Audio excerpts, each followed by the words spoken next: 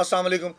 अच्छा जी, state bank of Pakistan ਦੇ ਵਿੱਚੋਂ 50 ਲੱਖ ਰੁਪਏ ਦੀ ਵੱਡੀ ਚੋਰੀ ਦਾ ਇਨਕਸ਼ਾਫ ਹੋਇਆ। ਇਹ ਉਹ ਪੈਸੇ ਸੀਗੇ ਜਿਹੜੇ ਸਲਾਮ ਮੁਤਾਸਰੀਨ ਦੇ ਫੰਡ ਵਾਸਤੇ ਜਾਣੇ ਸੀਗੇ ਮੁਖਤਲਿਫ ਇਲਾਕਿਆਂ ਦੇ ਵਿੱਚ, ਜਿਹਦੇ ਵਿੱਚ ਝੰਗ, ਟੋਬਾ, ਚਨਿਓਟ ਜਿਹੜੇ ਸਲਾਬ ਨਾਲ ਬਹੁਤ ਜ਼ਿਆਦਾ ਮੁਤਾਸਰ ਹੋਏ ਸੀ ਤੇ ਮੁਤਾਸਰੀਨ ਨੂੰ ਜਾ ਕੇ ਦੇਣੇ ਸੀ ਤਾਂ ਕਿ ਕੋਈ ਆਪਣਾ ਘਰ, ਕੋਈ ਬੂਹਾ, ਕੋਈ ਕੋਠਾ ਮਾੜਾ ਚੰਗਾ ਬਣਾ ਕੇ ਉਹਦੇ ਵਿੱਚ ਰਹਿਣ ਲੱਗ ਜਾਣ। ਲੇਕਿਨ ਜਿਹੜਾ ਪੰਜਾਬ ਬੈਂਕ ਦਾ ਕੈਸ਼ੀਅਰ ਸੀ ਨਾ ਮਜ਼ਰ, ਉਹਨੇ ਕਿਹਾ ਇਹ 50 ਲੱਖ ਰੁਪਇਆ ਮੈਂ ਕਿਉਂ ਨਾ ਵਿੱਚੋਂ ਚੋਰੀ ਕਰ ਲਵਾਂ ਤੇ ਜਾ ਕੇ ਆਪਣੇ ਕਿਸੇ ਕੰਮ ਵਿੱਚ ਲਾ ਲਵਾਂ। ਕਹਾਣੀ ਥੋੜੀ ਜਿਹੀ ਸੁਣਨ ਵਾਲੀ ਆ ਕਿ ਪੰਜਾਬ ਬੈਂਕ ਨੂੰ ਕਿਉਂਕਿ ਜ਼ਿੰਮੇਵਾਰੀ ਦਿੱਤੀ ਗਈ ਆ ਕਿ ਸਲਾਮ ਮੁਤਾਸਰੀਨ ਵਾਲਿਆਂ ਨੂੰ ਜਾ ਕੇ ਤੁਸੀਂ ਫੰਡਿੰਗ ਕਰਨੀ ਆ ਤੇ ਪੰਜਾਬ ਬੈਂਕ ਨੇ ਸਟੇਟ ਬੈਂਕ ਦੇ ਵਿੱਚੋਂ 60 ਕਰੋੜ ਰੁਪਇਆ ਕਢਾਉਣ ਵਾਸਤੇ ਮਜ਼ਰ ਕੈਸ਼ੀਅਰ ਨੂੰ ਤੇ ਨਾਲ ਉਹਦੇ ਆਪਣੇ ਗਾਰਡਾਂ ਨੂੰ ਭੇਜਤਾ ਕਿ ਜਾਓ ਉੱਥੋਂ ਜਾ ਕੇ 60 ਕਰੋੜ ਲੈ ਆਓ। 1-1 ਕਰੋੜ ਰੁਪਏ ਦੇ 60 ਬੰਡਲ ਜਿਹੜੇ ਆ ਨਾ ਉਹ ਬਣਾ ਲਿੱਤੇ ਗਏ। ਮੁਖਤਲਿਫ ਬ੍ਰਾਂਚਾਂ ਦੇ ਵਿੱਚ ਜਾ ਕੇ 1-1 ਕਰੋੜ, 2-2 ਕਰੋੜ, 3-3 ਜਿੰਨਾ ਵੀ ਉਹਨਾਂ ਦਾ ਬਣਦਾ ਵਾ ਉਹਨਾਂ ਨੂੰ ਦੇ ਕੇ ਤੇ ਇਹ ਜਨਾਬ ਬੈਂਕ ਦੇ ਵਿੱਚ ਦੁਬਾਰਾ ਆ ਜਾਣਗੇ। ਲੇਕਿਨ ਕੈਸ਼ੀਅਰ ਮਜ਼ਰ ਸਾਹਿਬ ਦੀ ਪੈਸਿਆਂ ਦੇ ਬੰਡਲ ਵੇਖ ਕੇ ਨੀਅਤ ਖਰਾਬ ਹੋ ਗਈ।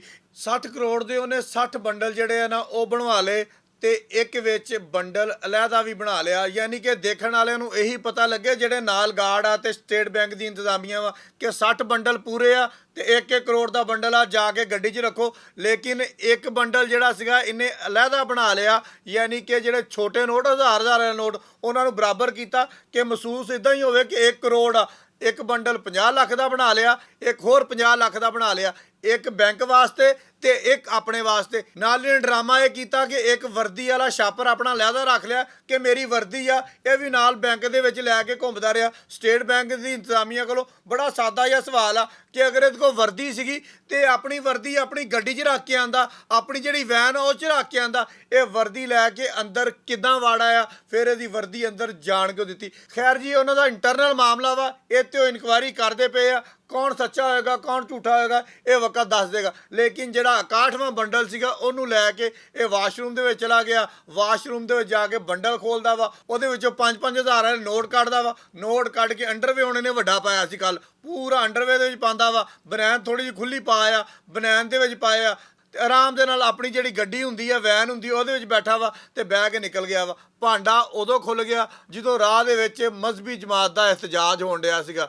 ਜਦੋਂ ਇਹ ਸ਼ਾਹਕੋਟ ਬੈਂਕ ਆਫ ਪੰਜਾਬ ਦੇ ਵਿੱਚ ਨਾ ਪਹੁੰਚ ਸਕੇ, ਕੈਸ਼ ਵਾਪਸ ਆ ਗਿਆ। ਮੈਨੇਜਰ ਨੇ ਕਿਹਾ ਜੀ ਕੈਸ਼ ਗਿਣਾਓ ਤੇ ਮੈਂ ਫੇਰ ਬੈਂਕ ਦੇ ਵਿੱਚ ਰੱਖਣਾ ਵਾ। ਇਹਨੇ ਕਿਹਾ ਕੋਈ ਨਹੀਂ ਜੀ, ਸੀਲਾਂ ਲੱਗੀਆਂ, ਮੇਰੇ ਆਦੀਆਂ ਲੱਗੀਆਂ, ਤੁਸੀਂ ਜਾਣਦੇ ਹੋ, ਕੋਈ ਰੌਲਾ ਨਹੀਂ ਹੈਗਾ, ਵੇਖੀ ਜਾਏਗੀ, ਇੱਧਰ ਕਰ ਲਾਂਗੇ ਉੱਧਰ ਕਰ ਲਾਂਗੇ। ਲੇਕਿਨ ਉਹਨੇ ਕਿਹਾ ਭਾਈ ਕੈਸ਼ ਗਿਣਨਾ ਵਾ ਤੇ ਫੇਰ ਰੱਖਣਾ ਵਾ। ਕੈਸ਼ ਗਿਣਿਆ ਤੇ ਕੈਸ਼ ਪੂਰਾ 50 ਲੱਖ ਘੱਟ। ਫਿਰ ਜੀ ਮੇਰੀ ਫੁੱਫੋ ਬਿਮਾਰ ਹੋ ਗਈ, ਮੇਰੀ ਤਾਈ ਬਿਮਾਰ ਹੋ ਗਈ, ਮੇਰੀ ਨਾਨੀ ਬਿਮਾਰ ਹੋ ਗਈ, ਮੇਰੀ ਦਾਦੀ ਬਿਮਾਰ ਹੋ ਗਈ ਆ, ਮੈਂ ਉੱਥੇ ਜਾਣਾ ਵਾ, ਉੱਥੇ ਚਲਾ ਗਿਆ। ਖੈਰ ਜੀ, ਉਸ ਤੋਂ ਬਾਅਦ ਫੈਸਲਾਬਾਦ ਦੀ ਪੁਲਿਸ ਕੋਈ ਖਬਰ ਆਉਂਦੀ ਆ, ਉਹ ਇੱਥੇ ਐਕਟਿਵ ਹੁੰਦੀ ਆ। CPO ਫੈਸਲਾਬਾਦ ਸਾਹਿਬਜ਼ਾਦਾ ਉਮਰ ਬਲਾਲ ਇਸ ਗੱਲ ਦਾ ਸਖਤ ਐਕਸ਼ਨ ਲੈਂਦੇ ਆ। ਉਹ ਕਹਿੰਦੇ ਆ ਕਿ ਪੂਰਾ 50 ਲੱਖ ਅਗਰ ਸਟੇਟ ਬੈਂਕ ਦੇ ਵਿੱਚੋਂ ਗਾਇਬ ਹੋ ਸਕਦਾ, ਚੋਰੀ ਹੋ ਸਕਦਾ, ਉਹ ਵੀ ਸਲਾਮ ਮੁਤਾਸਰੀਨ ਦਾ, ਤੇ ਬੰਦੇ ਤਾਂ ਲੱਭਣੇ ਪੈਣਗੇ ਕਿ ਇਹ ਬੰਦੇ ਹੈ ਕੌਣ ਆ। SHO civil line Ali Akbar ਤੇ ਚੌਕੀ ਇੰਚਾਰਜ ਲਾਰੀ ਅੱਡਾ ਬਲਾਲ ਅਹਿਮਦ ਦੇ ਜ਼ਿੰਮੇ ਸਾਰੀ ਕਹਾਣੀ ਲੱਗਦੀ ਆ। ਉਹ ਕਹਿੰਦੇ ਆ ਜੀ ਕਿ ਅਸੀਂ ਹੁਣ ਇਹਨਾਂ ਮੁਲਜ਼ਮਾਂ ਨੂੰ ਆਪ ਹੀ ਲੱਭ ਲਾਂਗੇ। ਖੈਰ ਜੀ, ਉਹ ਇੱਥੇ ਵਰਕ ਕਰਦੇ ਆ, ਵਰਕ ਕਰਕੇ ਤੇ ਮਜ਼ਰ ਸਾਹਿਬ ਨੂੰ ਘਰੋਂ ਜਾ ਕੇ ਫੜ ਲਿਆਂਦੇ।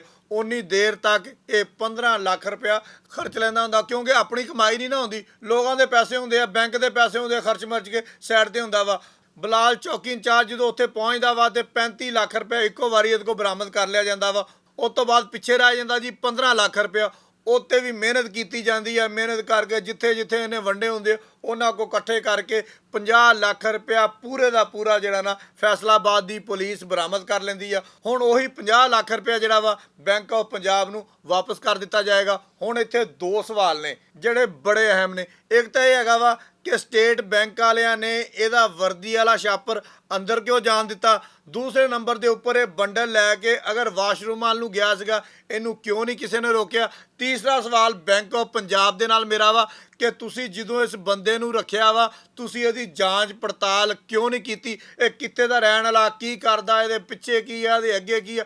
ਅਗਰ ਤੁਸੀਂ ਇੱਕ ਚੋਰ ਨੂੰ, ਇੱਕ ਮਨ 'ਚ ਖਿਆਨਤ ਵਾਲੇ ਬੰਦੇ ਨੂੰ ਆਪਣਾ ਮੁਲਾਜ਼ਮ ਰੱਖ ਲੋਗੇ, ਫਿਰ 60 ਕਰੋੜ ਰੁਪਏ ਦੇ ਉੱਪਰ ਜਾ ਕੇ ਉਹਨੂੰ ਬਿਠਾ ਦੋਗੇ। ਯਾਨੀ ਕਿ ਤੁਸੀਂ ਕਹਿ ਸਕਦੇ ਹੋ ਕਿ ਦੁੱਧ ਦੇ ਰਾਖੀ ਤੁਸੀਂ ਬਿੱਲੇ ਨੂੰ ਬਿਠਾ ਦਿੱਤਾ ਵਾ, ਤੇ ਫਿਰ ਇਦਾਂ ਦੇ ਮਾਮਲਾ ਹੁੰਦੇ ਰਹਿਣਗੇ ਤੇ ਸਾਡੇ ਸ਼ਹਿਰ ਦੀ ਪੁਲਿਸ ਸਾਰੇ ਕੰਮ ਛੱਡ ਕੇ ਬੈਂਕਾਂ ਦੇ ਪੈਸੇ ਲੱਭਦੀ ਰਹੇਗੀ। ਬਹੁਤ ਸ਼ੁਕਰੀਆ।